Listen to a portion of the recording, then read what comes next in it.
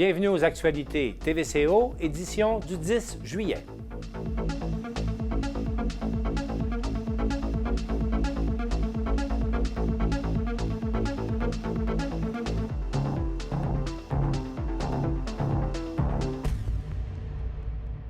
Bonjour et bienvenue aux actualités TVCO. Aujourd'hui, on a plusieurs thèmes à vous présenter.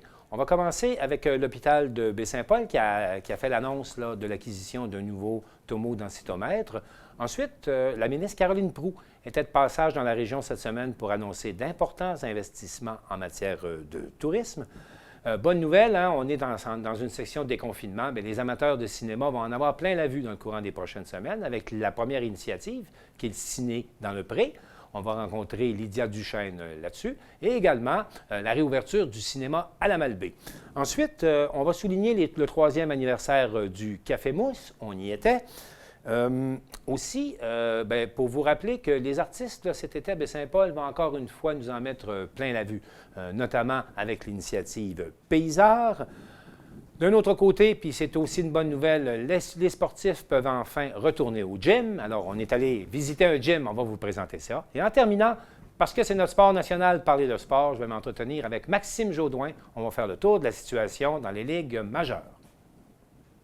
Il y a maintenant tout près d'une quinzaine d'années que cette demande était à l'agenda des autorités de l'hôpital. En effet, depuis très longtemps, l'hôpital de Baie-Saint-Paul réclamait l'installation, l'acquisition d'un tomodensitométre afin d'être capable de mieux intervenir, notamment dans les situations d'urgence et dans les situations critiques. Alors, c'est chose faite. L'hôpital de Baie-Saint-Paul aura ce qu'on appelle souvent son TACO ou encore son scan. Et là-dessus, Éric Chaput est allé assister à l'annonce. On écoute ça à l'instant. Et on pense qu'une fois pour toutes, la saga du TACO, moi, ça fait au moins 15 ans que j'entends parler de TACO au niveau de la Fondation. Je pense que là, ça va être réglé.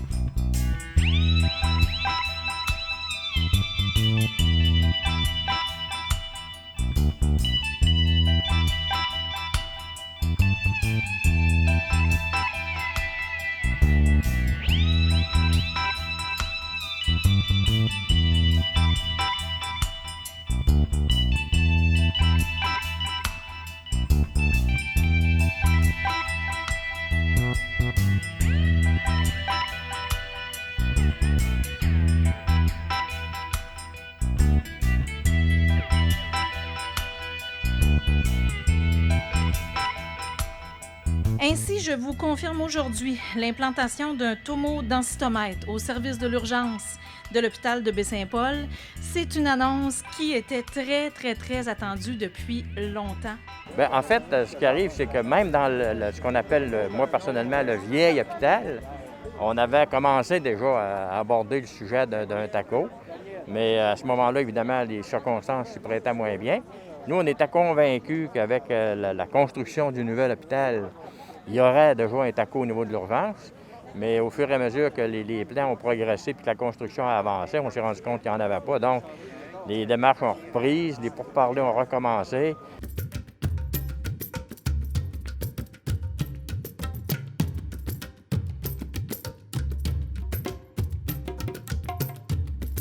On n'avait pas nécessairement le nombre nécessaire de cas pour justifier un tel appareil.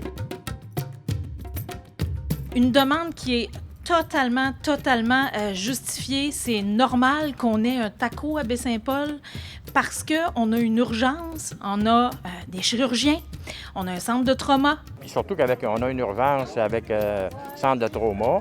Et là, bien, vous êtes au courant, il y a un beau laboratoire de recherche qui s'appelle le Living Lab là, qui vient de débuter. La Fondation appuie ce projet-là. Et évidemment, étant donné que c'est des résidents en médecine d'urgence qui vont venir faire des stages à Baie-Saint-Paul, il faut que ces gens-là apprennent à travailler avec un appareil comme un TACO. Donc, ça devenait encore de plus en plus important.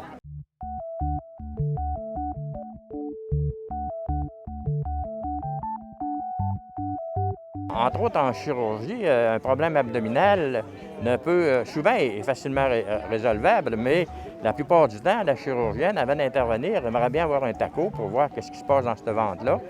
Et plus le diagnostic est rapide, plus l'intervention va être rapide.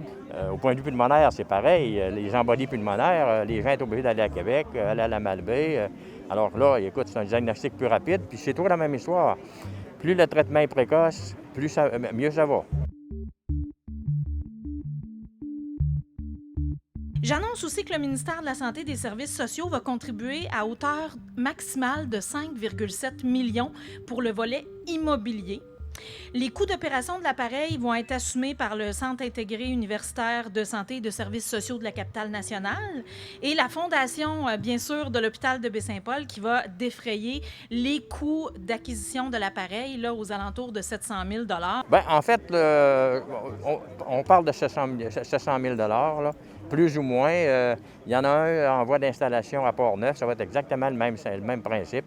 À Port-Neuf, c'est 680 000 $. Ce qu'il faut regarder aussi, c'est le projet global. Écoute, c'est un projet de, en fait, 6,5 millions. Là, si on regarde 5,7 millions pour les infrastructures, 6 à 700 000 pour le TACO. Et évidemment, il y a tous les frais d'entretien et les frais récurrents qui vont être assumés par le CIUS.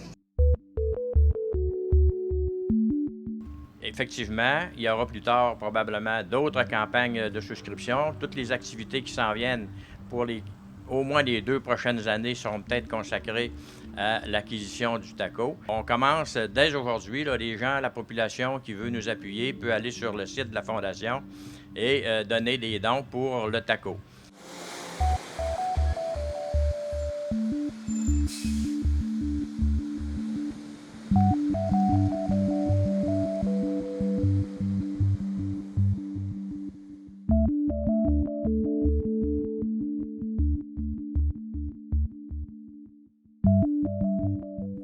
La plupart des intervenants économiques de la région avaient beaucoup de craintes quant à qu'est-ce qu'on pourrait faire pour soutenir la relance de notre industrie touristique cet été. Alors, il y a eu une partie de la réponse qui nous est arrivée cette semaine par le biais de la visite de la ministre Caroline Proulx, qui est venue à Baie-Saint-Paul en compagnie de la députée Émilie Foster pour procéder à d'importantes annonces dans le domaine du tourisme. Alors, Maxime Jodoin était sur place. On va regarder son reportage. Avec la dernière phase de déconfinement ou presque complétée, l'avenir s'annonce meilleur. On peut dorénavant souffler un peu, regarder de l'avant et poursuivre le développement de l'offre touristique québécoise, particulièrement dans cette région. On le sait, une offre riche, originale, c'est un atout pour fidéliser nos clientèles et les acteurs de la région, ça, ils l'ont bien compris. C'est donc avec une grande joie que j'annonce aujourd'hui l'attribution d'une somme de 1,6 million de dollars pour le développement touristique de la belle région. D'une part, on a l'entente de partenariat régional en tourisme. Le gouvernement du Québec octroie 1,1 million de dollars à Tourisme Charlevoix dans le cadre de cette entente régionale en tourisme 2020-2022. Ça va permettre de soutenir concrètement les entreprises touristiques sur le terrain ici, particulièrement nos belles PME qui, comme on le sait, font face à des défis dans la situation actuelle qu'on vit. Elles vont pouvoir être appuyées dans le cadre de 3 volets de l'entente, donc un soutien d'urgence pour l'ouverture de la saison touristique 2020-2021, un soutien au projet collectif d'adaptation à nos nouvelles réalités liées à la pandémie et un soutien au projet de développement et de structuration de l'offre touristique dans la région.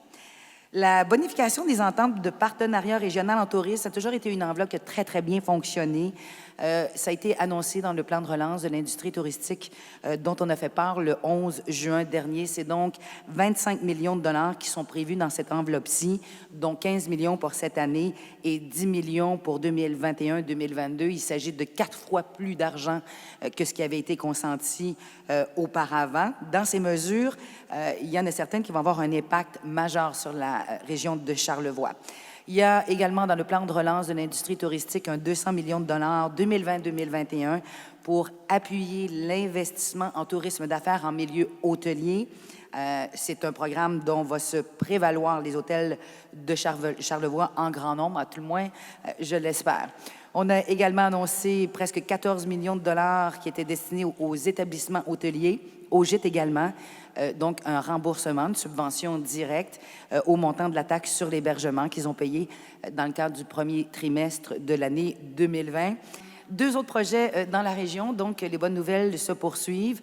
J'annonce donc aujourd'hui une aide gouvernementale de près de 495 000 $ pour soutenir 2 projets de développement touristique qui vont susciter, j'en suis certaine, l'intérêt des amateurs de plein air.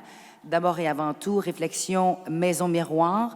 C'est l'entreprise qui reçoit une somme de 295 000 $, dont 250 000 $ dans le cadre du programme de soutien aux stratégies de développement touristique. Ça met en valeur le tourisme de type nature et aventure. Et 45 000 $ dans le cadre de l'entente de partenariat régional en tourisme, en collaboration évidemment avec Tourisme Charlevoix.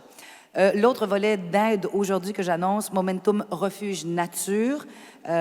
Donc, c'est une aide financière de près de 200 000 $ qui est accordée à ce projet-là, qui va installer 6 prêts-à-camper et à les équipier, aménager des sentiers, construire des cabanes de service pour les unités d'hébergement. Donc, ces 2 projets, c'est plus de 1,5 million de $ qui seront investis directement dans la belle région de Charlevoix. Les projets annoncés aujourd'hui, donc, démontrent à quel point notre industrie touristique est créative. Je salue d'ailleurs l'exceptionnel travail de nos entrepreneurs, des acteurs du milieu qui, grâce à vos idées qui sortent de la boîte, comme on dirait, vont attirer davantage de visiteurs dans la région, mais surtout vont permettre de rallonger les séjours des gens dans la région.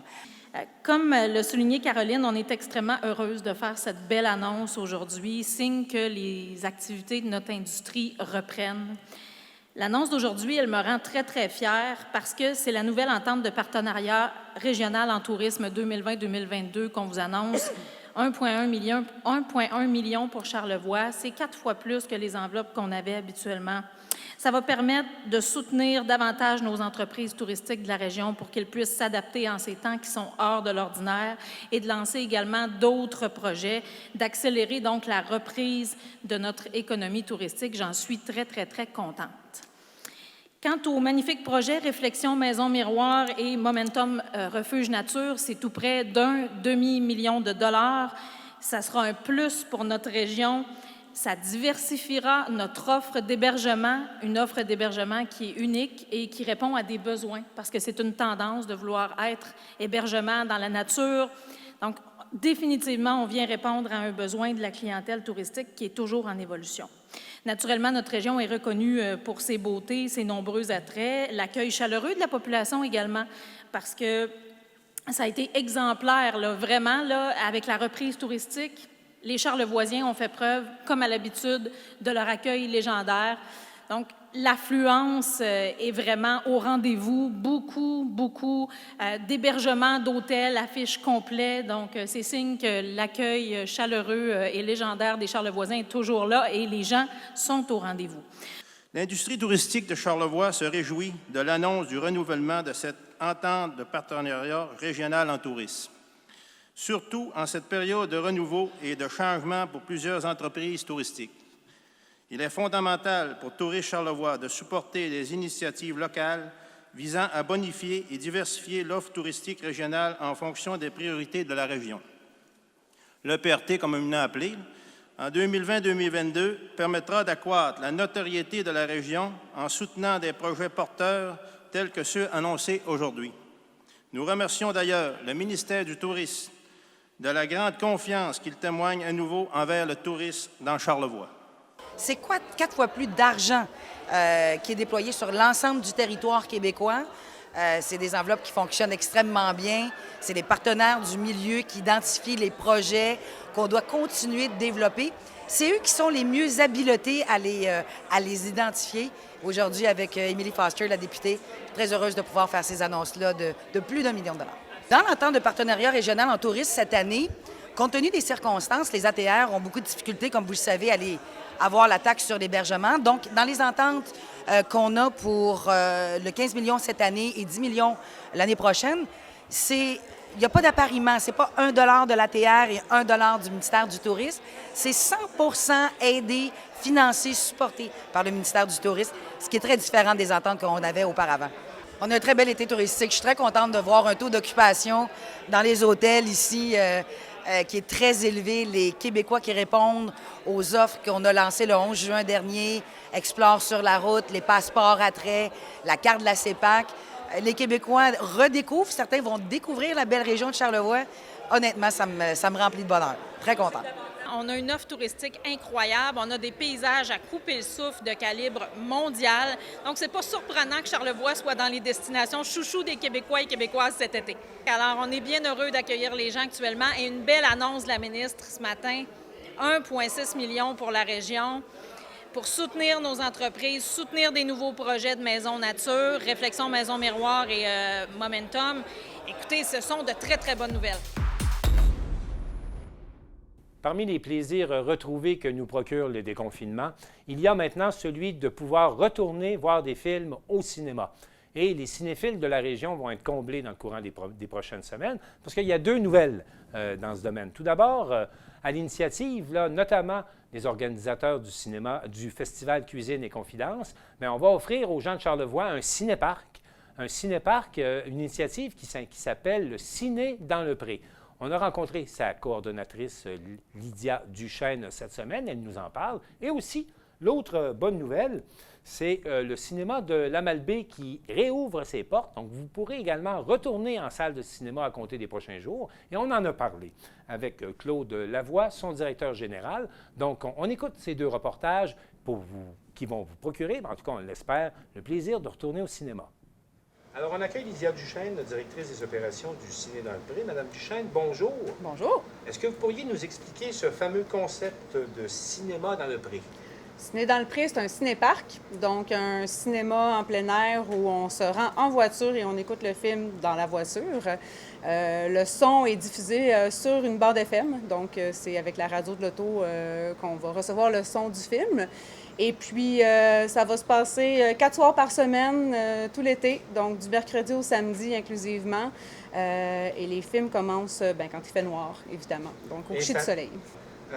Cette programmation du Ciné dans le Pré commence à quel moment? Puis quel genre de film on va pouvoir visionner? La première représentation, si tout va bien, est prévue pour le 16 juillet. Pour cette première semaine-là, on va en avoir seulement 2 représentations, donc le jeudi et le samedi. Sinon, pour la suite, ça va se poursuivre du mercredi au samedi jusqu'au 29 août. La programmation est divisée selon la journée, en fait. Donc, les mercredis, ça va être les soirées gastronomiques. Donc, c'est les soirées qui tiennent un peu du Festival Cuisine Cinéma Confidence, pendant lesquelles on revisite un film à travers sa gastronomie aussi. Donc, des boîtes à lunch faites par des chefs qui vont être incluses là, dans le prix de cette soirée-là. Donc, le mercredi, on va faire un peu un remix, une reprise de ce que l'on vit au cinéma Cuisine et Confidences. Oui. Donc, il y a un lien qui va se faire entre la gastronomie et le film. Pouvez-vous nous donner un exemple? Oui. Par exemple, Slumdog Millionnaire, qui va être le premier mercredi de représentation, qui est un film qui se passe en Inde, où là, la boîte à lunch va être un repas inspiré de la gastronomie indienne. Donc, ensuite de ça, Ça sera tous les mercredis soirs. Donc, c'est un film qui vient avec une offre gastronomique préparée par les chefs d'ici. Oui, des chefs d'ici ou qui ont été de passage ici. Je pense à David Forbes, qui n'est plus ici, mais qui a déjà été ici pendant une certaine période. On a Jean Soulard, Thierry Ferré, pour ne nommer que ceux-là. Et les autres journées de la semaine, comment sera articulée la programmation? Le jeudi, c'est la thématique L'amour est dans le pré. Alors, on revisite les grands succès des films, limite quétaines des fois, mais qu'on aime regarder, films d'amour, que ce soit Dirty Dancing ou Love Actually. Les vendredis, il va y avoir une alternance. Les vendredis soirs, une semaine sur 2, ça va être des films familiaux pour enfants, comme Le Roi Lion. Et puis, l'autre semaine sur 2, on va visiter plutôt des films dans l'univers musical, donc Bohemian Rhapsody, par exemple. Présentement, la ville de Baie-Saint-Paul ne dispose pas d'un cinéparc déjà établi. Ouais. J'aimerais savoir, Comment va se faire l'expérience cinématographique? Comment vous vous installez pour offrir une qualité optimale à vos participants? Il y a un écran là, qui est en construction à partir de cette semaine. Donc, c'est une grosse structure qui est installée, qui va être là tout l'été jusqu'en septembre. Et puis, ça se passe dans le champ derrière moi, en fait, là, dans le champ de Maison-Mère. Donc, on fait comme un plan de salle, finalement, mais où c'est des voitures qui vont prendre place à la place de sièges. Est-ce que c'est seulement que le mercredi soir qu'il sera possible de grignoter en écoutant un film? Parce que c'est dur d'aller au cinéma, pas de popcorn quand même.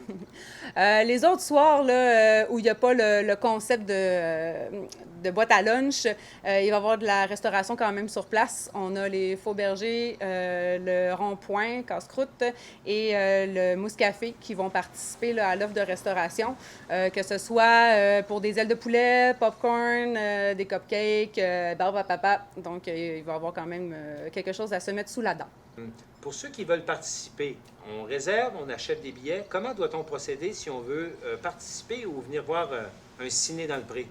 Les billets sont déjà en vente présentement pour les premières représentations, donc ça se passe sur lepointdevente.com. L'idéal, c'est de réserver à l'avance. Comme ça, en arrivant, ça va aller plus vite déjà là, pour avoir accès au site. On aura juste à scanner vos billets. Vous êtes sûr d'avoir une place parce que c'est limité.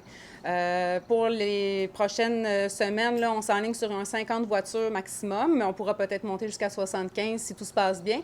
Mais c'est assez limité là, comme place. Donc, on achète sur lepointdevente.com. Sinon, ben, à la dernière minute, ce sera possible quand même de passer et d'acheter sur place s'il y a de la place. Et les billets sont en vente maintenant? Dès maintenant. Alors, pour ceux qui veulent participer, il y a des billets qui sont en vente, il y a un prix d'entrée. Oui, donc le prix d'entrée, là, il est à 15 taxes incluses par personne pour les soirées régulières. Les soirées où il y aura boîte à lunch, ce sera un peu plus élevé étant donné le repas, on s'entend, gastronomique là, que vous allez avoir avec vous, donc à 45 $. Et puis sinon, pour les enfants de 12 ans et moins, c'est gratuit. Et on remercie nos partenaires, alors la Ville de Baie-Saint-Paul, Maison-Mère Baie-Saint-Paul, Tourisme Charlevoix et la MRC de Charlevoix. Et sur ça, bien, on invite tout le monde à venir nous rejoindre pour le premier Ciné dans le Pré avec le film Avant qu'on explose, qui a été tourné ici à Baie-Saint-Paul. Donc la première représentation le 16 juillet. En compagnie de M. Claude Lavoie pour le cinéma de la Malbaie, les cinémas qui ont réouvert depuis quelques temps. Présentement, comment se passe la réouverture du côté de la ville de la Malbaie? Bien, du côté de la réouverture, disons que nous autres, on était passablement prêts là, à accueillir les gens. On avait pas mal tout pris les mesures qui s'imposent. On a mis aussi toutes des normes à respecter. On s'organise pour la clientèle, les avertir comment s'installer, de quelle façon fonctionner. C'est sûr que là, ça vient d'ouvrir. Là, ça a ouvert vendredi dernier, le 3 juillet, avec un film qui était quand même sorti en salle depuis le mois de mars. Donc, un film qui est déjà maintenant pas mal sur toutes les plateformes. Donc, c'est sûr que c'est pas un gros achalandaire, mais c'est plus comme un rodage, on va dire, pour essayer de s'assurer qu'on fait tout de la bonne façon. Fait qu'en gros, c'est ça. Fait que là, on est ouvert. On espère que ça va bien aller. C'est sûr que du côté américain, ça va pas très, très bien. Donc, il n'arrête pas de retarder des sorties de films. Donc, il faut travailler un petit peu avec ça pour essayer de s'organiser pour présenter des choses intéressantes aux gens. Bien, justement, vous l'avez dit que les productions américaines, eux, bon, repoussent. Là, on est rendu pratiquement le mois d'août, même pour certains, on parle de septembre. Exact. Mais par contre, il y en a un, je pense, qui va peut-être redonner là, une grosse chance au cinéma. C'est le film, justement, Suspect numéro 1, qui s'en met très, très bientôt. Film, je vais dire, un petit peu semi-québécois. Donc, oui. Comment vous anticipez, en fait, l'arrivée de ce film-là? Bien, écoute, c'est un film qu'on prend à la sortie, là, à compter de ce vendredi 10 juillet. On l'a pour 2 semaines. Écoute, du côté c'est les Films Séville qui le distribuent. Donc, on s'attend à avoir passablement de monde, étant donné qu'il n'y a pas d'autres grosses sorties pour l'instant. Puis, c'est un peu ce qui nous a incité aussi à ouvrir un petit peu plus tôt, parce qu'on voulait quand même aller un petit peu dans la même lignée que les producteurs, les distributeurs québécois et les producteurs qui essayent de nous donner un petit peu de viande là, pour qu'on puisse au moins redémarrer la machine. Ça fait que c'est quand même un film intéressant. C'est une production québécoise, canadienne, qui met en vedette aussi des acteurs anglophones. Ça a été tourné à l'origine, je pense, en anglais. Ça met quand même en vedette Antoine-Olivier Pilon, qui est un bon acteur, jeune acteur québécois qui est beaucoup prospère, on va dire, de ce temps-ci. Il y a aussi Josh Arnett, qui joue le rôle du journaliste. C'est inspiré d'une histoire vraie. Ça se déroule, j'ai pris un peu de notes parce que je m'en souvenais par cœur, là. En 1989, c'est un jeune toxicomane, en fait, qui est accusé de trafic de drogue. Fait qu'il a passé 8 ans de prison en Thaïlande pour un soi-disant trafic que lui s'est défendu d'avoir fait. Puis on va découvrir par le film que la gendarmerie du Royal du Canada était en tout cas comme directement impliquée là-dedans. C'est comme eux autres qui l'auraient entraîné là-dedans. On va voir avec l'histoire là, exactement comment ça s'est passé. Puis si on a découvert l'histoire, c'est grâce à un journaliste canadien-anglais qui s'appelle Victor Malarek, dont le rôle est joué par l'acteur Josh Arnett, et qui va en fait lever le voile sur toute cette histoire un petit peu presque rocambolesque, il faut le dire, mais pour celui qui est emprisonné, je pense que ça a dû être une bonne expérience. Oui, bien écoutez, je pense que c'est un film attendu. Il faut aussi préciser que le cinéma ne se cachera pas, c'est un divertissement familial. Les familles aussi qui, je pense qu'ils ont envie de passer un peu de temps avec leur monde sans non plus toujours se sentir poussé par toutes les restrictions. Donc je pense que ça, de ce côté-là, avec en plus un film qui met en vedette un Québécois, je pense que pour beaucoup de cinéma, c'est peut-être un petit peu la relance qu'on attend. Ouais, c'est sûr que lui, c'est quand même un peu plus violent, c'est classé 13 ans et plus, mais il reste quand même qu'on essaye, on va essayer aller au moins jusqu'au mois d'août, jusqu'aux les sorties des grosses productions, là, au moins de présenter quelques films. C'est malheureux parce que les gros films d'animation qui devaient sortir cet été ont tous été reportés à l'an 2021. Mais écoute, quand même, on ne s'attend pas à faire... avec des films plus vieux, c'est sûr que ça va être dur de faire des grosses recettes. Mais on espère qu'au moins, cette production québécoise-là va nous relancer un petit peu, puis on invite les gens à venir en grand nombre, nous encourager, parce que si on veut que le cinéma, c'était dur, cette expérience-là de fermeture, c'était pas évident de réouvrir, ça coûte beaucoup de frais. On a un petit peu d'aide, mais il reste qu'avec les frais fixes que ça coûte pour un édifice comme on a, c'est quand même... assez important. Il y a les quilles qui ne sont pas encore ouvertes là, parce qu'on ne sait pas trop comment on va pouvoir s'organiser avec les ligues. On espère que d'ici septembre, ça va être pas mal replacé là, pour qu'on puisse permettre d'ouvrir à grande échelle, si on peut dire. Au niveau du cinéma aussi, pour l'instant, il y a un minimum de 50 personnes acceptées. Oui. Ça devrait changer bientôt, d'après ce qu'on entend dire un petit peu à gauche et à droite, là. Mais écoute, je pense que l'important, c'est de renouer avec l'expérience du cinéma en salle. Puis je demande aux gens aussi d'être très attentifs à l'horaire de représentation parce qu'il n'y en aura pas nécessairement tous les jours. Et on essaye d'en faire aussi les après-midi à 14 h quand il y a des jours de pluie. Puis pour l'instant, là, le dimanche est fermé. On ne sait pas si ça va rester comme ça longtemps parce que...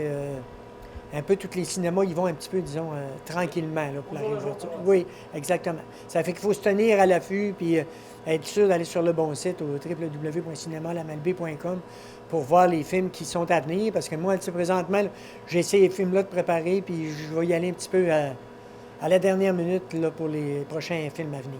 Exactement. Et bon, aussi, on précise qu'il y a des mesures sanitaires, donc lavage des mains. On parle aussi le 2 mètres. En salle, comment est-ce qu'on gère ça? Alors, en fait, tant qu'on n'est pas rentré dans la salle, c'est le 2 mètres. Même à l'intérieur, dans les passages, c'est le 2 mètres. Mais quand les gens sont assis, ça vaut à peu près, on a accordé 1,5 mètre. Donc, si vous vous assisez avec votre conjoint, vous prenez 2 sièges, bien, ceux qui vont venir à côté doivent laisser 2 sièges libres. Donc, il y a 2 sièges libres tout le temps entre les gens qui n'habitent pas à la même adresse. Oui. Puis, si on s'assied dans la rangée derrière, on s'en va s'asseoir là vis-à-vis les bancs qui sont libres. Ça fait que c'est un petit peu comme ça, mais il y a quelqu'un, là, souvent ça va être moi là, qui va aller avec les gens, accueillir les gens, puis on encourage encore une fois les gens de tout le comté, de l'Ouest principalement aussi. Là, je pense qu'ils nous encouragent beaucoup depuis quelques temps. C'est très intéressant. On aimerait que ça reparte tranquillement à la machine. Il est encore jeune, mais pourtant, c'est presque déjà une institution à Baie-Saint-Paul. On parle du Mousse Café qui fêtait cette semaine son 3e anniversaire. Et Maxime Jaudoin est allé rencontrer Louis Vignola, qui est le vice-président de cette coopérative de travailleurs. On écoute son reportage. Le Mousse Café célébrait ses 3 ans d'ouverture le 4 juillet dernier. Pour le vice-président du conseil d'administration, Louis Vignola, on parle d'un bilan positif de l'entreprise. C'est surtout l'attachement avec les gens du Baie-Saint-Paul, les gens de Charlevoix. Je pense que c'est surtout ça qu'il faut retenir depuis l'ouverture. Depuis 2017, on a cheminé à travers tout ça, puis ça a été pas toujours facile, mais on a toujours eu un bon appui de la part des gens de Baie-Saint-Paul, des familles, des travailleurs, des grands-parents, peu importe. Là, les gens, on a vraiment vu une appropriation du projet par les gens de Baie-Saint-Paul. Ça nous a vraiment fait chaud au cœur. Je pense que c'est ça qu'il faut retenir. C'est ça qui nous permet aussi de continuer parce que, évidemment, il y a l'aspect touristique qui est toujours important pour tout le monde, puis nous aussi, on en profite. Mais pendant 9 mois dans l'année, il faut qu'on soit présent pour les gens de Baie-Saint-Paul, puis c'est ça qui, je pense, qui nous a beaucoup aidés, puis qui est vraiment notre force, puis qui fait notre pérennité aussi. Selon lui, le succès du Mousse Café repose sur le fait que l'entreprise possède plusieurs volets associés à différentes clientèles. Notre multidisciplinarité en soi nous a beaucoup aidés. Le fait qu'on ait un projet à plusieurs volets, boutique de parentalité, café, activités, que ce soit de soir avec les jeux de société ou de jour avec différentes activités, notamment pour les familles.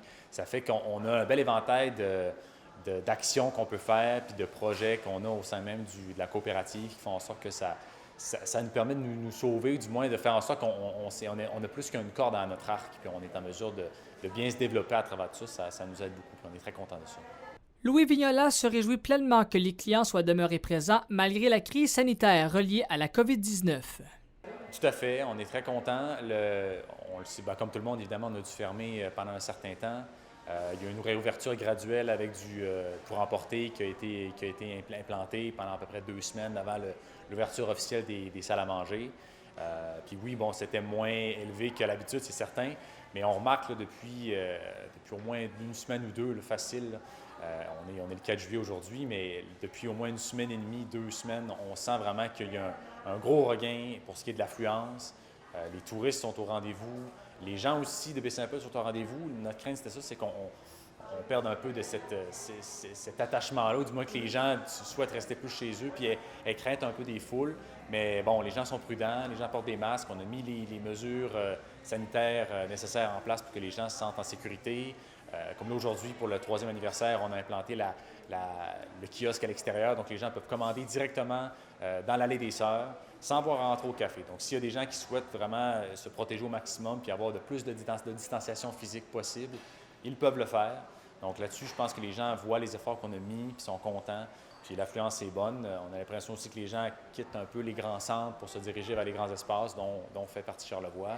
Puis on en profite beaucoup. Donc on pourrait dire qu'actuellement, à ce jour, en ce 4 juillet, on ne voit pas vraiment de différence en termes d'affluence par rapport à l'année 2019. Donc on est au même point où on était, hormis évidemment le confinement qui a eu un effet. Le vice-président du conseil d'administration est d'ailleurs confiant sur le potentiel du Mousse Café pour les prochaines années.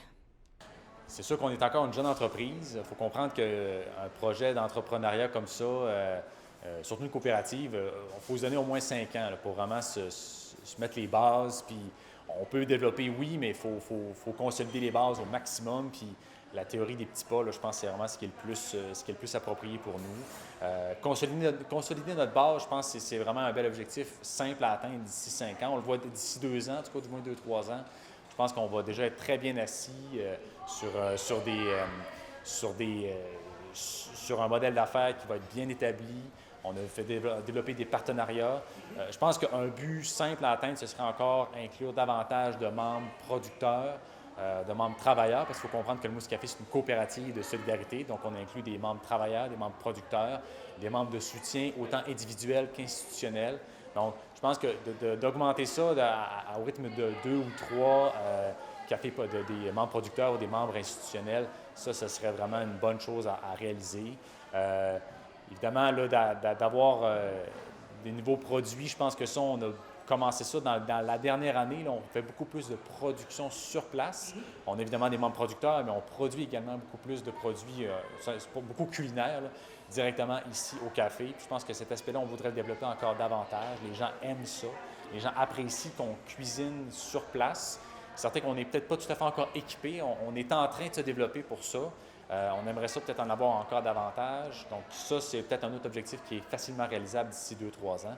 On verra d'ici 2022-2023, mais on souhaite que d'ici 2022, là, le mousse café soit viable à long terme et rentable et qu'on ait principalement remboursé une bonne partie des dettes. Déjà là, ça va être une grosse réussite pour nous. Les artistes, eux aussi, nous proposent des activités cet été. Ils nous proposent même de nous en mettre plein la vue.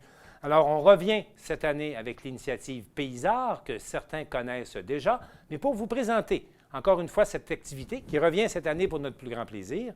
On s'est entretenu et on a participé là à la conférence de presse qui était organisée par la MRC de Charlevoix et on va voir qu'est-ce qu'avaient à nous raconter Mme Annie Vaillancourt et Mme Karine Horvat à ce sujet.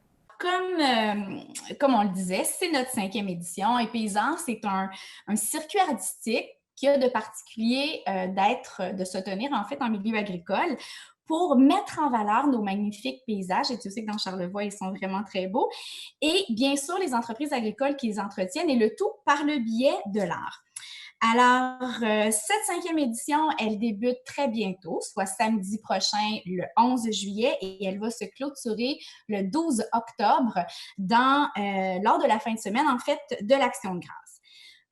Pardon. Alors, cette année, le circuit regroupe, comme à l'habitude, 5 entreprises agricoles. Mais il y a une surprise, on a donc 2 organismes culturels qui se joignent au projet cette année.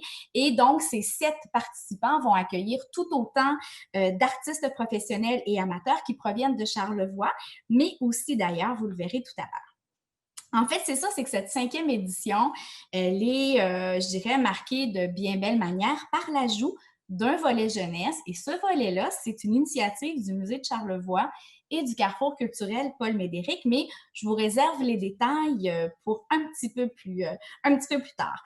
Alors, dans le cadre de cette 5e édition, autre nouveauté, un thème avait été proposé pour guider les artistes dans leur création et ce thème, c'est Charlevoix, vivre sous une bonne étoile. Je suis certaine que vous êtes tous d'accord avec le thème. Ça nous est apparu vraiment tout indiqué pour un projet comme Paysart.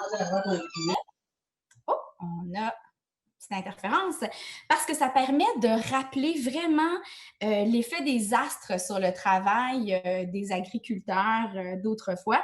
Je pense qu'on a tous vécu cette importance-là des astres cette année avec le froid qu'il faisait avant la pleine lune de juin, la première pleine lune, date à laquelle habituellement on est vraiment confortable de mettre en terre nos semis, mais à cette période-là, c'était déjà encore très froid. Et puis aussi, c'est en fait, parce que l'agriculture, vous le savez, et les métiers d'art ont quand même longtemps été très complémentaires pour assurer la subsistance de nos familles rurales. Alors, associé aussi à ce thème, l'intégration de l'étoile de Charlevoix a fait partie des consignes de cette édition. Donc, vous allez découvrir de quelle manière chacun des artistes a intégré ce symbole dans son œuvre. Alors, sans plus tarder, je vous présente vraiment les duos parfaits, je dirais même plus que parfaits de cet été. Dans le cadre du volet plus traditionnel, et puis on réserve le volet jeunesse tout à l'heure que nos partenaires vont vous présenter. Donc, la ferme du Gouffre, qui est située à Baie-Saint-Paul, accueille l'artiste amateur Marc Bertrand, qui réside à Québec et dont l'œuvre s'intitule « Les paroles s'envolent, mais les étoiles restent ». Les hauteurs des terres de la famille Migneron de Charlevoix, elles, seront habitées par le Gardien étoilé. C'est une œuvre de Mark Walter, un artiste professionnel qui réside à Val-des-Monts.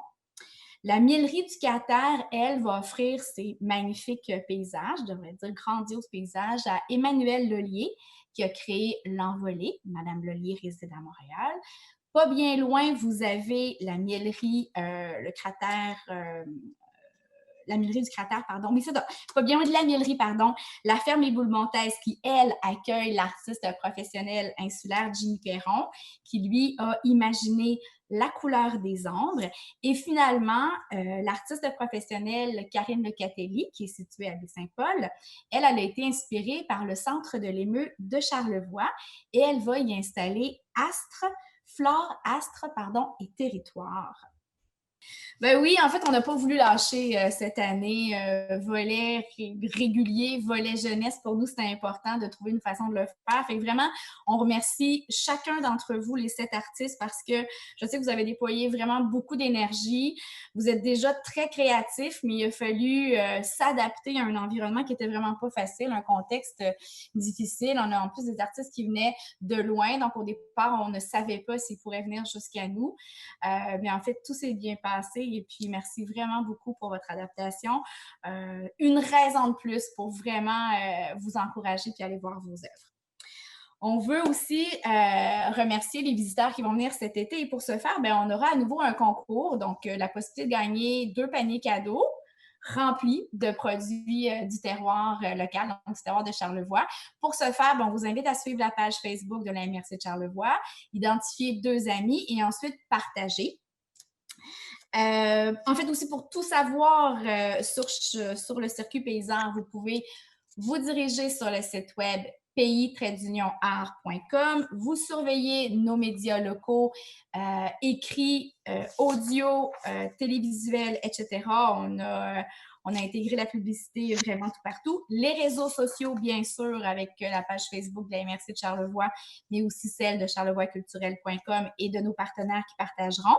Et pour ceux qui auront peut-être des déplacements un petit peu plus réduits ou restreints, ou ceux qui ont le goût de parcourir le circuit sur la chaise longue sur la terrasse, c'est possible de le faire en téléchargeant gratuitement l'application mobile Parcourir Charlevoix, Culture et Nature sur Google Play ou l'App Store.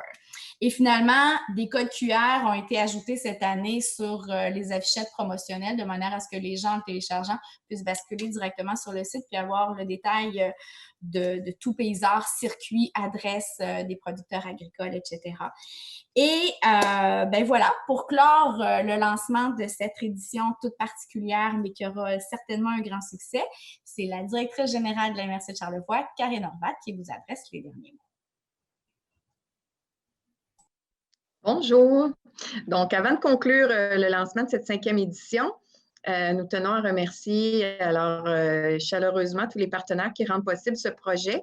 Tout d'abord, Desjardins, en tant que partenaire financier majeur, le syndicat local des producteurs de l'UPA Charlevoix-Ouest, Tourisme Charlevoix, la Route des saveurs de Charlevoix, la ville de Baie-Saint-Paul et toute l'équipe du Carrefour culturel Paul Médéric, le musée de Charlevoix et le musée d'art contemporain de Baie-Saint-Paul.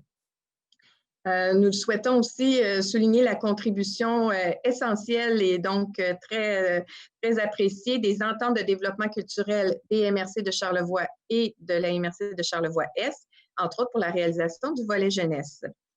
Et la précieuse collaboration des membres du comité organisateur et des membres également du jury de sélection. Et finalement, la couverture toujours impeccable que nous avons des médias régionaux pour permettre la diffusion et la promotion du projet. Je m'adresse aux artistes parce que nous l'avons dit, c'est l'âme de Pays-Art. Alors, on tient à vous remercier pour les magnifiques propositions originales que vous avez présentées dans le cadre de cette 5e édition qui mettront en valeur nos paysages agricoles, nos paysages charlevoisiens et votre talent. Alors, c'est clair que nous avons besoin, année après année, de votre créativité pour faire de Pays-Art un succès et vous êtes toujours au rendez-vous. Ce qui est intéressant de voir cette année aussi, c'est le rayonnement que Pays-Art a. Je vois la présence d'artistes également de d'autres régions qui viennent avec nos artistes charlevoisiens, je pense, compléter une belle brochette d'inspiration artistique. Alors, c'est intéressant d'avoir autant des artistes d'ici et d'ailleurs. Alors, merci beaucoup de votre contribution à Pays-Art et de votre engagement à faire de ce projet un succès. Je souhaite remercier tout particulièrement également je les appellerai les fées qui ont fait de ce projet-là aussi un succès, entre autres Marilyn Thibault, qui a été aménagiste à la MRC de Charlevoix jusqu'à tout récemment, qui a initié le projet dès son début, donc tout au fil des 5 éditions, qui a mis toute son âme, tout son cœur, toute son énergie et son professionnalisme à faire de Pays-Art. Donc, un événement qui grandit parce que c'est un circuit en soi, mais qui grandit, on l'a vu, tant par le rayonnement que par les visiteurs et les Charlevoisiens qui contemplent les œuvres année après année. Alors, merci tout chaleureux à Marilyn. Également à Annie Vaillancourt qui a pris le relais suite au départ de Marilyn, mais qui l'a fait de main de maître également. Et Myriam Gauthier, notre conseillère en communication aussi, qui a donc tout orchestré le volet communication, promotion avec Marilyn et Annie. Parce que ce qu'on veut, c'est que les gens visitent les œuvres, visitent les sites, fréquentent donc le circuit. Alors, c'est important d'en assurer une bonne promotion. Alors, merci à toute l'équipe à la MRC. Alors, on vous souhaite un bel été. On vous invite évidemment à parcourir le circuit du 11 juillet au 12 octobre. Et pourquoi pas profiter également des merveilleux produits agrotouristiques que vous offrent les différents partenaires donc, et entreprises agricoles ou leurs voisins aussi, parce que tant qu'à être rendu dans certains de ces secteurs, de ces rangs, de ces sites agricoles, il y en a d'autres aussi, entreprises agrotouristiques qui sont tout aussi importantes. Alors, on vous invite à encourager et consommer leurs produits qui sont évidemment, qui font la renommée de Charlevoix. Alors voilà, bien, merci à tous d'avoir participé aujourd'hui à cet événement virtuel. Et bien, on vous souhaite tous un bel été, puis au plaisir de vous voir visiter le circuit en grand nombre. Merci.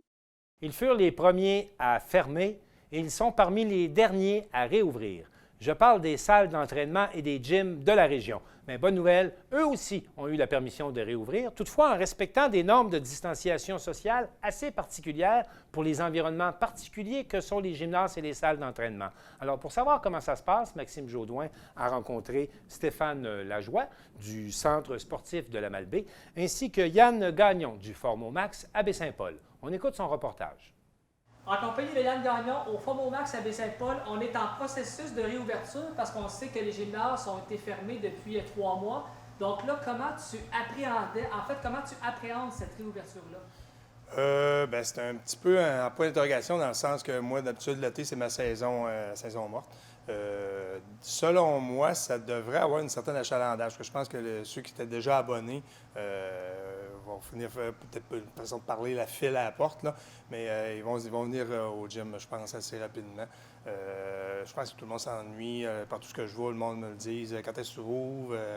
Je me fais envoyer des messages sur Messenger. Je pense que le monde en hâte, là, mais régulier. Pour ce qui est des nouveaux, comme je te dis, vu que c'est la saison morte, on va voir, mais je pense que le monde sont tannés d'être confinés. Fait que je peux avoir une belle surprise aussi. Ça peut se diriger dans les centres pour bouger. Puis, dans le fond, c'est un anti-COVID. Aujourd'hui, on prône la santé, on prévient la santé. C'est éprouvé. Quelqu'un qui est en forme, t'éloignes les bobos, là. Que ce soit au niveau physique, psychologique, c'est important. Parce que j'ai des médecins qui nous envoient du monde qui ont des problèmes au niveau psychologique, qui sont anxieux. Ils s'envoient dans des centres de conditionnement. Non, on a encore notre place. Bien au contraire, de plus en plus, on a notre place. Le monde peut venir quand ils peuvent. Aujourd'hui, on sait le rythme de vie qu'on vit. On est tous à 110 %. On est tous bookés. On a tout quelque chose à faire chaque jour. On court comme des poules pas de tête, si on peut dire. Dans un centre, le gros avantage, c'est qu'ils viennent quand ils peuvent venir parce que les heures d'ouverture, c'est presque 24 heures. Fait que non, au contraire, je pense que les gyms sont là pour rester. On sait qu'il y a des conditions sanitaires à respecter. On parle beaucoup du port du masque, lavage des mains, tout ça, mais je pense que c'est essentiel. Par contre, on sait que le 2 mètres, c'est le facteur le plus important à respecter. Là, toi, présentement, là, avec une réouverture prochaine, là, le 2 mètres, là, comment tu as pu gérer ça? Est-ce que tu as fait un plan pour savoir on va mettre telle machine, telle place? Comment tu as géré tout ça, le 2 mètres? Honnêtement, ça doit faire au-dessus de facilement un gros 2 semaines là, qu'on joue avec les machines. Là. On essaye, j'ai changé quasiment 90 % là, de mon centre là, au niveau des appareils. On a tout relocalisé, repositionné les appareils. Afin d'avoir le maximum de distance possible. Aussi pour créer une certaine nouveauté. C'est le fun quand tu rentres puis on voit qu'il y a du changement. Le monde va réavoir l'engouement. C'est sûr qu'on est limité dans l'emplacement. Je ne suis pas pour mettre des machines à l'extérieur. Fait que c'est sûr que là, on essaie d'avoir pas mal le 2 mètres un peu partout. Mais c'est bien entendu, il y a certains appareils que ça va être pratiquement impossible. On parle de peut-être 1,5 mètre. Si éventuellement, écoute, le monde peut toujours porter le masque, si ça ne les convient pas. Il y a toujours un paquet de germicides que je vais mettre un peu partout. On va peut-être rendu une quinzaine ou vingtaine de bouteilles de germicides un peu partout. Là. Puis il y a aussi une manière de fonctionner. Le monde, de plus en plus, le savent. Fait que s'il y a quelqu'un sur un appareil qui est proche de l'autre va peut-être pas sur l'autre. Là. Ça va être à ce moment-là d'y aller par rotation, là, parce qu'on ne passe pas 1 heure sur un appareil. Fait que c'est pour ça que c'est peut-être 5 à 8 minutes par appareil. Fait que c'est une rotation qui se fait quand même assez facilement. Je pense qu'au début, ça va peut-être les premières semaines, là, rééduquer un petit peu le monde, expliquer un peu comment ça se fait, mais je veux dire, le monde sont pas mal au courant. Là. Je pense pas avoir un gros problème à ce niveau-là, de la façon qu'on a repositionné les appareils. Là. Évidemment, on mentionne qu'il y a des règles d'hygiène à suivre, mais ça, il faut mentionner que, par exemple, le lavement des machines après l'entraînement, ça, avant la COVID, c'était aussi une règle de base dans tous les gyms du Québec qui était faite, ça n'a pas été inventé. Donc, il y a des règles quand même qui sont, tu sais, il y a de la sueur, mais tu sais, on a des règles qu'on respectait avant et qu'on va faire aussi, même avec la COVID, ça, il faut le mentionner. Exactement.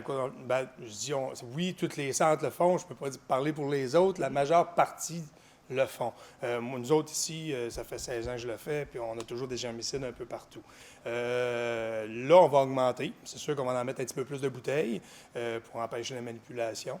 Fait que chacun va pratiquement avoir une bouteille, si on veut.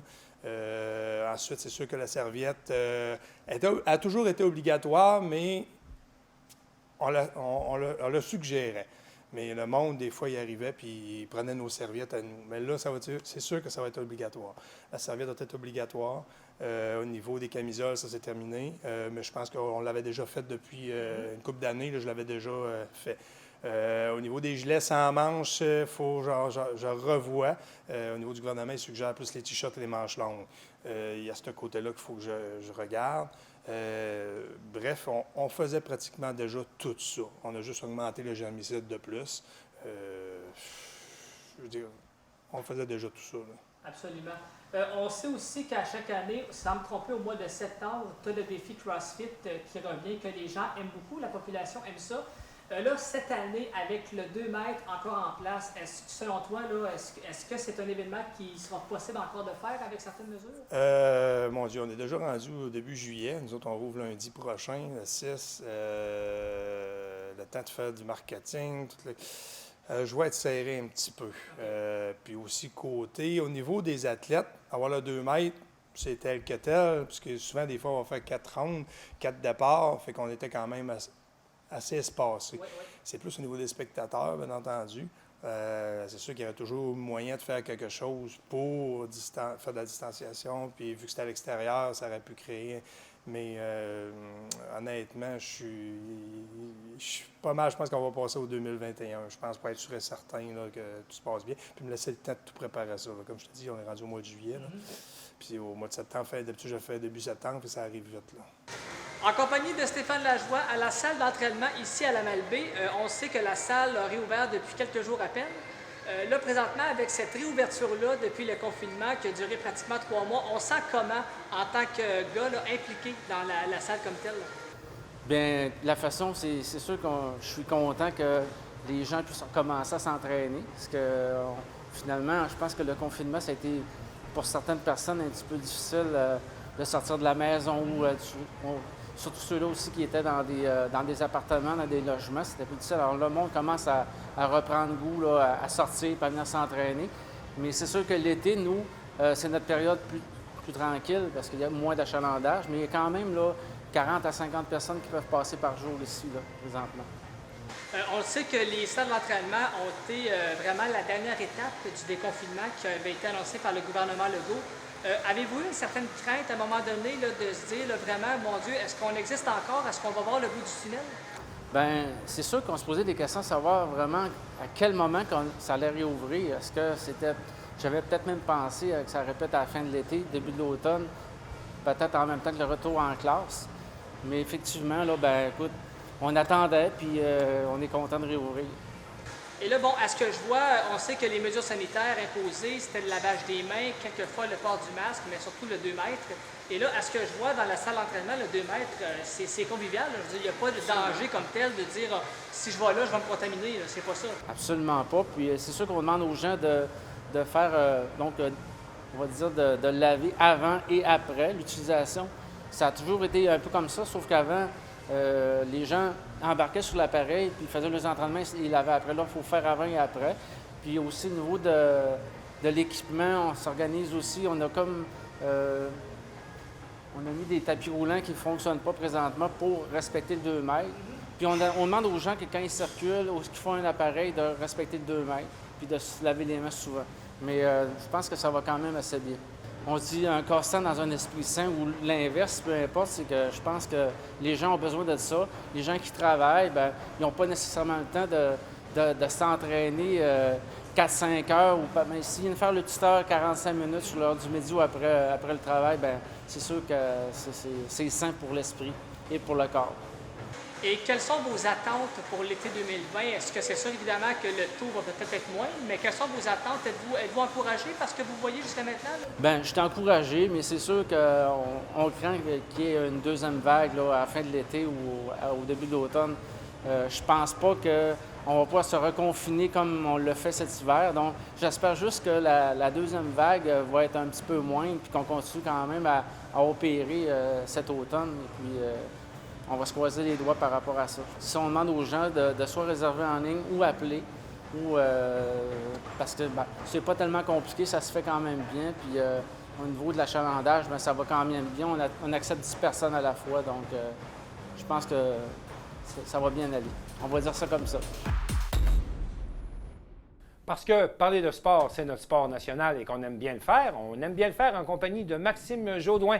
Maxime, bonjour. Monsieur Ouellet, bonjour. Notre animateur du vestiaire qui revient pour nous parler un peu de sport. On commence par leur sport local. Oui. D'abord, le deck hockey est reparti aux éboulements. Le deck hockey qui a commencé depuis jeudi dernier, donc le 2 juillet. Là, c'est à tous les jeudis. On joue, j'ai goût de dire beau temps, mauvais temps, excepté à part s'il y a des orages du principe. Là. Mais sinon, beau temps, mauvais temps, ça joue. Et je peux vous dire, et moi-même, j'en fais partie, pour ceux qui ne le savent pas.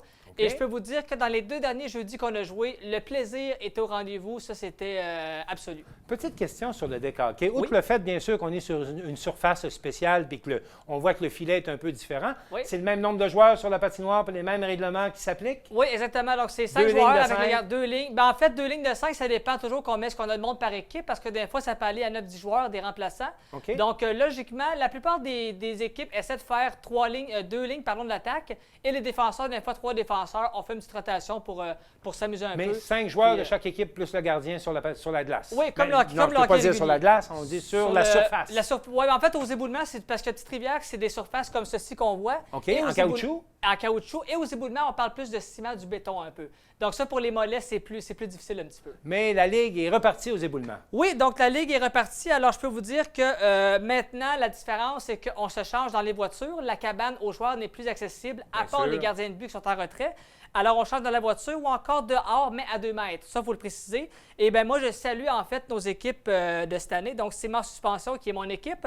Voisin dépanneur, Robert Tremblay. Cuisine, Simard. Ferme Nordique. Et maçonnerie, Guy Tremblay. Alors, ce sont nos 6 équipes, qu'on peut retrouver comme telles avec le grand sourire. Alors, c'est reparti également pour la Ligue de balle-molle féminine dans Charlevoix. Oui, donc les filles qui ont repris l'action aussi la semaine dernière. Donc, et aussi, on parle de 5 clubs au programme. Donc, on salue Nissan et Pneudi. Également, CHO qui sont là. CMT, c'est pas CMT, c'est plutôt CMT, ne pas les confondre. Oui. MD Logistique et Pizzeria du Boulevard. Et les parties sont jouées en totalité à Clermont.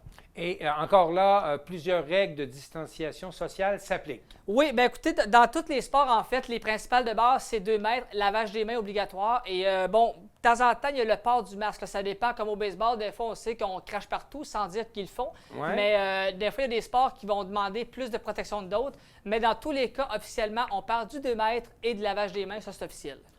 Autre bonne nouvelle, après avoir annoncé qu'on suspendait pour la saison, le Massif a finalement annoncé qu'il ouvrait ses sentiers de randonnée pour les vélos. Oui, ça va faire plaisir à beaucoup de monde parce qu'en effet, donc dès le mois de septembre, les sentiers qui seront à nouveau disponibles, on sait que l'organisation avait au départ, comme tu as dit, annulé, donc avait remis en 2021. Mais là, coup de théâtre, on est revenu sur la décision officielle de finalement, on ouvre ça. Donc là, on parle de 11 pistes totales pour 20 km de sentiers. Fait que là, 20 km là, pour les amateurs, c'est pas rien. Je pense qu'on est bien placé pour avoir un sport juste équitable. Puis, écoutez, 20 km, là, moi, de mon côté, là, c'est pratiquement faire Montréal-Québec. Fait que, donc, pour les plus mieux nantis, là, je pense que ça va être plaisant. Là. Et je tiens à spécifier qu'on mentionne que c'est Ces pistes-là sont ouvertes aux gens de tout calibre. Oui. La différence peut-être venant du fait à quelle vitesse ils peuvent dévaler les côtes. Là, Oui, absolument, c'est ça. C'est pas toujours la même vitesse qui s'applique. Absolument. Donc oui, dans le fond, on y va à notre rythme. On est là pour le plaisir. Et pour ceux qui se posent la question, les amateurs vont pouvoir utiliser les gondoles aussi pour se remonter. Donc, pas obligé d'aller là à grosse sueur. Donc, on prend les gondoles pour monter. Et ça, je pense que ça va être... Je pense qu'après un sentier de 20 km, là, prendre les gondoles pour remonter, ça va être bienvenu. Oui, ça va attirer tous les genres de sportifs. Je pense que oui. Je pense que oui. On parle maintenant de sport professionnel parce que ça redémarre. Puis là, ça redémarre partout. Je dirais même ça redémarre en fou. Commençons avec la MLS, la Ligue de soccer. Alors, le soccer, donc, c'est officiellement recommencé depuis ce mercredi. Le tournoi, on l'appelle MLS est de retour ou, si vous préférez, l'anglicisme MLS is back. Le terme, choisissez-le.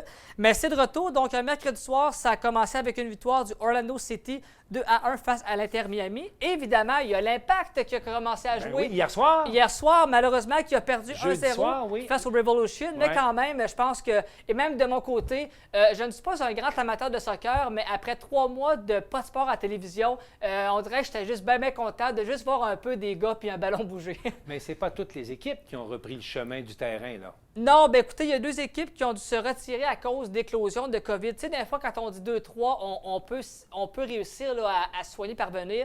Mais là, pour les 2 équipes, on sait qu'il y avait le FC Dallas qui auparavant s'était retiré. Et là, tout récemment, on parle du Nashville SC qui, eux, semble-t-il qu'on avait des cas, mais je pense que c'était... Là, présentement, le timing était juste très, très mauvais pour soigner les cas comparativement à la surface de jeu qu'on a. Oui, bien, je souligne que ces 2 villes sont présentement au plus chaud de la pandémie. Aussi. Poursuit aux États-Unis. Hein? Oui, c'est ça. Ça ne diminue pas aux États-Unis. Ils sont vraiment dans 2 secteurs où il y a beaucoup d'éclosions. Oui, bien ça. En fait, le problème majeur pour eux, c'est que les cas sont apparus puis que le tournoi a commencé. Là. Fait que là, on s'est dit, gars, on n'est pas en mesure de... Parce que 14 jours d'isolement, le soccer n'attendra pas après eux pour commencer. Là. Alors là, le soccer est commencé. Puis là, on commence officiellement bientôt les camps d'entraînement dans la Ligue nationale de hockey. Oui, alors là, officiellement, je vous dirais que pratiquement tout le monde sont venus dans leurs villes respectives. Même Montréal, on a commencé à rembarquer. Dernièrement, là, on avait Weber et Gallagher qui ont rembarqué à sur la glace.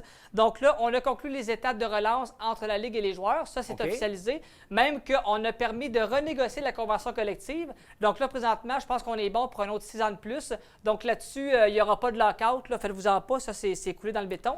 Et eux, là, ils ont mis en place des mesures serrées, là, notamment au niveau des tests. Là. Oh oui, bien écoutez, ça au hockey, là, partout, en fait, même le baseball hockey, là, on parle de tests et régulièrement et aussi prise de température, pardon. Donc, ces 2 tests-là, là, ça va être régulier. Au quotidien. Au quotidien. On n'a pas le choix. On n'a pas le choix parce que du moment qu'il y en a un qui est testé, ça va être ça. Et là, bien, pour ceux qui se posent la question, je veux dire, on va les tester et, tu sais, il ne faut pas s'attendre non plus à ce que tout le monde soit négatif. C'est ça qu'à un moment donné, malheureusement, il va y avoir des gars positifs. Ça arrive quoi? Les équipes vont se retirer? Bien, écoutez, il va y avoir des joueurs, je ne sais pas comment est-ce qu'on va gérer ça, ça va être 14 jours. C'est sûr qu'ils ont peut-être un plan de relance, mais, tu sais, attendez-vous pas à ce que tout le monde soit négatif tout le temps. Ça va être pratiquement impossible. Si ça l'est, tant mieux. Mais il faut dire que la moitié des cas, en plus, sont jugés asymptomatiques, ce qui est plus difficile. Oui, c'est des gars en forme. Oui, exactement. Ils n'ont pas les caractéristiques de ceux qui sont les plus affectés. Non, aussi. Donc, oui, écoutez, il va y avoir des télédépistages, mais oui, moi personnellement, je m'attends à ce qu'il y ait peut-être quelques cas pour... On ne le souhaite pas, mais ça pourrait arriver. Ça, c'est officiel. Mais de toute façon, les joueurs là, qui ne sont pas certains ont des raisons également de s'absenter. Il y a des permissions spéciales qui peuvent être accordées. Oui, bien sûr, si on est testé positif, mais autrement que ça, il y a aussi d'autres circonstances atténuantes. Absolument. Alors, les joueurs, donc, ils pourront quitter pour 3 raisons, et on parle de 3 raisons dites familiales. Donc, c'est pas compliqué. C'est dans le cas d'une naissance, dans le cas d'un mariage ou dans le cas d'un décès d'un proche. Alors, on parle vraiment, là, c'est familiaux. Ça, on va le laisser aller. Mais autrement que ça, ça va être les joueurs dans leurs hôtels. On reste là. On s'en va dans les arénas où ce qu'on joue uniquement. Il n'y a pas de resto, il n'y a pas rien. Et même que la Ligue fournit le transport pour les joueurs. Parce qu'avant, les joueurs, c'était leur voiture. Ouais, on s'en va où ce qu'on veut, ça va bien. Mais là, c'est pas de voiture. La Ligue vous transporte du point A au point B. On s'en va là et ça finit là. Ça, c'est pour se protéger. Alors, ils seront encore plus encabanés que nos aînés en CHSLD. Oui, ça risque de ressembler à ça. Ça risque de ressembler à ça. C'est un petit peu le cas de le dire, en effet. OK. J'aimerais que vous m'expliquiez, là. Oui. Il y a eu du repêchage. Oui. Puis là, il y a encore un autre repêchage qui s'en vient. Puis là, on ne sait plus où va aller le premier choix. Oui. Pouvez-vous nous expliquer, là, la loterie du repêchage? Oui. Ça se passe comment cette année? En fait, la loterie, ça a été faite il y a quelques semaines. Donc, on a déterminé les positions, sans me tromper, c'était de 10 à 1. Il y avait 10 à 1 à faire. Ouais. Là, on a déterminé les premiers. Donc là, vraiment, c'était, bon, on parle des sénateurs, les équipes, dans le fond, qui n'étaient pas dans les séries. Les sénateurs ont eu leur choix, Los Angeles, ça a été la régularité. Ça a été dit normal là-dessus. Sauf que là, pour la première position, la première place, ça va être à déterminer parce que l'équipe qui va avoir le premier choix, ça va être une équipe qui va perdre dans le qualificatif 3 de 5. C'est-à-dire que présentement, le Canadien de Montréal, si le Canadien est dans les séries, mais le Canadien, si on perd contre Pittsburgh, on aurait des chances de remporter, entre guillemets, le derby Alexis Lafrenière. Parce qu'on participait aux séries, on n'a pas participé à la première loterie. Et voilà, on a juste gardé le numéro 1 qui n'est pas attribué. Oui, le numéro 1. Présentement, tout le 10 à 2, c'est fait. On a les sénateurs, on a Los Angeles. On a le deuxième choix au repêchage, troisième. Tout ça, c'est réglé. Ça, c'est réglé. Mais le numéro 1, présentement, c'est un scénario qui pouvait arriver. Donc, le numéro 1, c'est en attente parce que ça va être dans les équipes qui vont se faire éliminer dans le 3 de 5 qui vont être éligibles. Et est-ce que c'est clair là, que le premier choix va aller à Alexis Lafrenière? C'est-tu vraiment le numéro 1 identifié? Oui, bien écoutez, par oui, tous les honnêtement, il y a plusieurs bons joueurs qui sont là, pratiquement à égalité, mais oui, je pourrais vous dire qu'Alexis Lafrenière, pour moi, là, sans l'ombre d'un doute, va véritablement être le premier choix. Parce que Lafrenière a été nommé joueur par excellence, a été nommé, là, tous les titres, je pense, qu'on pouvait décerner, c'est lui qui les a eus. Fait que selon moi, là, à moins d'une grosse surprise ou pratiquement d'un miracle qu'on ne voit pas, il y a pratiquement 95 de chances qu'Alexis Lafrenière soit évidemment le premier choix. Puis là, bien, ça va être de voir dans quelle équipe il va aller. Là-dessus, la saison, les camps d'entraînement officiels commencent quand? Et la saison est supposée commencer quand? Alors là, le camp d'entraînement, ça va partir le 13 juillet. Alors le 13 juillet, si je ne me trompe pas, c'est la semaine prochaine, c'est en début de semaine, donc le 13 juillet. Et le 26 juillet, tout le monde emménage dans les deux villes qui ont été signées. Alors on parle de Edmonton, Toronto, de ce côté-là. Donc le 26 juillet, tout le monde s'en va dans ces arénas-là pour commencer le tournoi. Ça sera le début le 1er août. Est-ce que j'entends qu'il n'y a pas de ligue américaine? Il n'y a pas de ville du côté des Américains? Bien, présentement, ça regarde un peu. Là, on parlait plus du côté canadien, Edmonton, Toronto, mais là, du côté américain, là-dessus, on avait, par exemple, je pense que Las Vegas avait été ciblé. On avait des Vancouver. Orlando avec Walt Disney. Exactement. Il y avait, mais là, je pense que Las Vegas, on n'a pas eu encore de détails dits officiels là-dessus, mais aux dernières nouvelles, Las Vegas était, là, selon les experts, là, la ville propice pour accueillir. Parce que semble-t-il qu'eux ont beaucoup d'hôtels pour accueillir pratiquement tout le monde. Donc, on va relayer les équipes là-dessus et ça va commencer le 1er août officiellement avec la série 3 de 5, le Canadien face au Penguins de Pittsburgh. Qu'est-ce qui arrive dans le baseball majeur maintenant? Dans le baseball, eh bien là, écoutez, la saga est enfin conclue. Je peux vous dire qu'on a enfin, là, on a laissé, les égos salariales de côté. On a conclu... Les égos salariaux, oui. On a conclu tout ça. Alors là, on a dévoilé le calendrier des Blue Jays de Toronto qui va se faire. Donc là, on parle d'un sprint. C'est vraiment un sprint, vous allez savoir pourquoi. 60 matchs entre le 24 juillet et le 27 septembre. Donc, il y a combien de jours? Il y a 62 jours? 62 jours là-dedans. 60 matchs en 62 jours. En 62 jours, exactement. Donc là, je ne sais pas, ça va être pratiquement des parties tous les jours ou quitte à faire des deux matchs en une journée. Le marathon baseball? Ça va être un marathon. Ça va être. J'ai hâte de voir ça. Je pense que ça va être attrayant. Et autre point intéressant, c'est que là, c'est un petit peu drôle parce que comment ça va marcher, c'est que Toronto va affronter, eux, leurs propres rivaux de la section Est dans laquelle ils sont. On sait que Toronto font partie dans la même catégorie que les Yankees, les Red Sox, les Orioles, les Rays, les Phillies, les Nationals qui vont se joindre. Mais ça, c'est des clubs qu'on ne voyait pas souvent jouer au Canada. C'est des clubs qu'on voyait pas souvent. Donc là, ça va être, les affrontements, là, ça va être dans ces équipes-là. Alors, c'est pour ça qu'on dit que cette année, si Toronto veut faire les séries, là, quand tu arrives contre les Red Sox et les Yankees, des puissances de la Ligue, bonne chance. Pas de spectateurs. À huis clos, pas de spectateurs, du moins pour cette branche-là. Ça commence en rafale du 26 juillet au... Vous m'avez donné les dates? Oui, le 24 juillet. 24 juillet. Oui, jusqu'au 27 septembre. Jusqu'au 24... Bon, on va en avoir du sport. Bien, écoutez, oui. La Ligue nationale à compter du 1er août. Absolument. Le baseball à compter du 26 juillet. Tout le monde est en rafale. Tout le monde est en rafale. Est-ce qu'on rajoute le basket là-dessus? Oui, le basketball, évidemment. Le basketball, ça va commencer la reprise le 30 juillet. Bien voyons, tout le monde est en... Tout le monde est là. Par contre, ce qu'on dit, c'est que là, je ne veux pas dire que le basketball va être annulé, mais là, on craint peut-être d'être un petit peu menacé par la COVID. Là. On commence à en discuter. Mais jusqu'à nouvel ordre, il n'y a pas de cas d'annoncé. On continue. Mais jusqu'à nouvel ordre, le 30 juillet, le basketball revient. Et pour les Raptors, eh bien, les matchs vont être présentés au complet sur les ondes de RDS, mesdames, messieurs. Bien, Maxime Jodoin, merci pour cette tournée du sport. Et vraiment, pour ceux qui en ont manqué, vous allez être gavés là, dans les prochaines semaines. Ben, oui. Le 1er août, le 26 juillet, le 30 juillet, tout part en rafale avec des 2, 3, 4 matchs par jour. Oui, bien là, écoute, je pense, sans me tromper, je pense que pour les maniaques, là, ça va être la télévision de 8h à 8h le soir. Je vous souhaite de l'installer dehors, près de la piscine. Maxime Jodoin, merci beaucoup. À la prochaine. Ça me fait plaisir, merci.